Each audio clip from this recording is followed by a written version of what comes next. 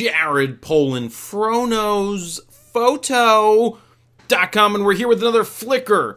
Well, it's a rapid-fire critique, and it is on Flickr, where you guys send in your best 10 images for a critique, or 10 images from a photo story, and I give you my opinion on them. This week, we have one from Sebastian Eslava, and let's see where these photos were taken, if they show up on the map. They don't. EOS 60D. Let's see what information we can have here, just so we get a little feel for what he's shooting with. 10 millimeters. Interesting. Where does it tell me what lens it is? 10 to 22, which is a EFS lens that they make. So let's go back here, zoom in, and let's get on with the critique. I love this shot. I really like the thick black and white nature of it. I like that the sun is there right in the middle, and it's not really giving you too much flare, which is a great thing. I don't mind that. I like that this is vertical. I like the long shadows. I don't know if I'd like to see more of the tops of the trees or not. I think this works very well, maybe as a secondary image just to compare one to the other, but I like the contrast. I like what's going on with the trees in here. You can see the detail and you can see what's going on, and I like that shot. Moving on, we've got a blue door. Some people see a red door and they want to paint it black. Other people want to have a blue door. I like the difference going on here. We have these very almost black and white looking stones right here. You got the blue door that's beaten and weathered. You've got some green down here growing. You've got a piece of trash. I'm going to sneeze. Excuse me. But I like the composition. I like what's going on with this shot. I like these door shots. They're really cool. It works well. Could work. It's not my own personal style, but I like what you're seeing here. Sneezing again. Excuse me. I'm sneezing properly. This is how they teach kids to sneeze these days. Oh, wow, that's sweet.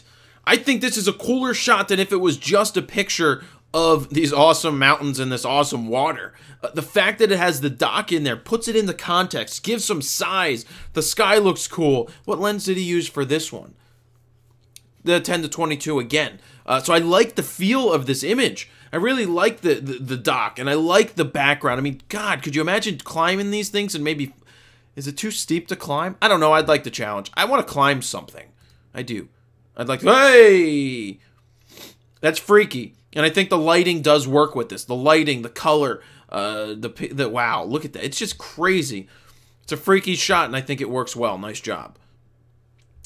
Zombie clown, I could do without of it. Sorry, zombie, what's his name? Mr. Rogers? No. Zombie Mr. McDonald? Ronald McDonald. I could do without this shot. Doesn't do anything for me in the context unless you're doing a zombie thing. But even if it's a zombie thing, it just, It's a guy with paint on him and he looks like he's bleeding. It doesn't really, or woman, doesn't do much for me personally. I found this fascinating that they made a wheelchair out of a lawn chair. It's pretty crazy. It's an interesting shot. I think a black and white would have done it more justice, personally. Just to give it a little bit more of a emotional feel, and I think a black and white would have done that. Same thing here. I mean, I like the color, but there's not a lot going on in his face. What lens is this? Let's scroll down. We have a 24 to 72.8. Nice lens. Yeah, high contrast black and white's going to do this great. I think you'll be able to brighten this up in here without losing any of the detail and making it look like it's too bright. But yeah, I'd like to see it brightened up. Black and white, high contrast. Think it would make it work really, really well. But it's nice composition, nice exposure. We just need to get some more kick into his face. Jumping off this thing, it doesn't do much for me in the context of it. Maybe if you could tell how high you were. I mean, it's a great jump. It's a great peak action capture. But you've got all this distraction stuff in the background. Maybe it's not that distracting, but it's just, I don't know. I'm just at a loss for it. I don't know what to say. Whether it would be better if you were at a lower angle, make the guy look higher up, so it looked like he's jumping higher. Could be interesting. I don't know. I'd like to hear what you guys have to say about that. You could leave a comment below. Whoa! I like the color. This is nice. Look at this color. What emotion is captured? What is going on? That has balloons in his tuchus and in his booble area. But the light is cool. It's really an interesting capture. it makes you think. It makes you go, what is going on here? Baby got back. I hope it's not real. I'm sorry if it's real. It's not, but it looks like balloons. I think I'm pretty good there. I like the color. I like the tone. I don't think this would go black and white very well. I just think this is pretty interesting. Nice job. And then the last shot here, it looks like we've got a ghosting of an image going here. Long exposure with a person walking in and then walking out. I mean, it doesn't do terribly too much for me. This shot doesn't.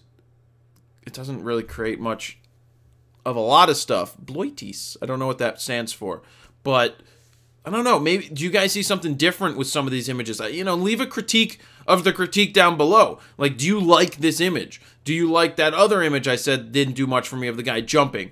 You know, what this is, it's a discussion. It's an open dialogue, because what I say isn't just the only thing that goes. You know, it's subjective, this photography thing. And I'd like to hear what you get from an image like this. Do you agree that maybe it doesn't do much? Or is it something that you sit there and you go, yeah, you know what? I really like that. I like the feel of it, and it does a lot for me. So let me know down below, because this is a conversation. I'd love to hear what you have to say about the critiques of the images, what you think about it. So there you guys have it. Jared Polin. Well, don't forget, you can submit your pictures on FroKnowsPhoto.com. You can click on the Submit Photos button. Don't forget about the beginner guide, signing up, and all that good stuff. But, you know, submit your images. Let's see the best 10. Make a photo story. Love to see what you have. Jared Polin, FroKnowsPhoto.com. See ya. Are you subscribed yet on the YouTube channel? Well, click this subscribe button right here. Also, click this box if you want to be emailed every time I upload a new video, so you can get the latest video uploads as they happen. And also, if you haven't signed up for the free user's guide, sign up right here. Put your name, email address in here, hit send it. You will get a free ebook sent to your email, as well as a link to a 60-minute long video on flash photography in the studio that Adam and I created. So please do that, and we'll see you.